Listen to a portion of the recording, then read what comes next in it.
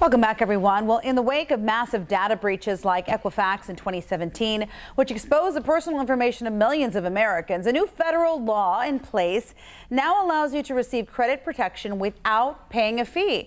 Joining us today to discuss this is Carlos Villalobos with the Better Business Bureau.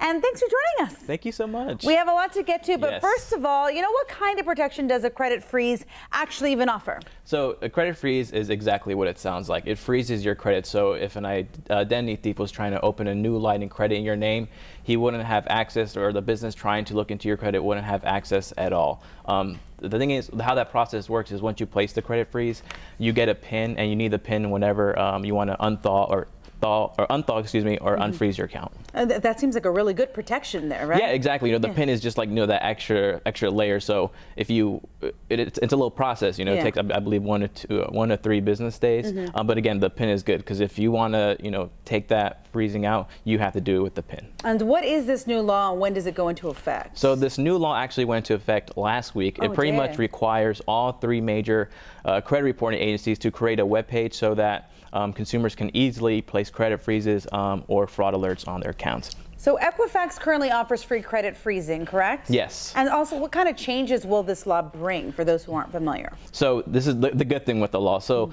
now credit freezes and fraud alerts are going to be completely free now. So you don't have to pay what I think was usually $30 to place a credit freeze with all 3 credit reporting agencies. Now it's going to be completely free. Okay, that's really good. And also, for those who are thinking, well, I don't know about this, I'm kind of on the fence. Why is it important to have this done with all 3 credit reporting agencies? So let me give you a scenario. So let's say a credit thief does get your info and they're trying to open a credit line. Well, when that business checks your credit, they might check it with Equifax. But if you have, let's say, a credit freeze with just TransUnion, it's not going to do you any good if they check with Equifax. So you want to have it with all 3 just to have that blanket security on all your credit. Let's say you don't want to freeze your credit. What are other options out there? And what does this new law offer in terms of options? So now you can also do fraud alerts, which was there before, but previously it was 90 days, and now it's a year. It's a little less invasive, so it's not permanent like a credit freeze. It will just last a year, and the way it works is the business would have to contact you and pretty much get the okay from you to open that line of credit. I love the fact that this new law can offer also credit protection for your child as well, right? Yes. Yeah. So if you're under 16, you can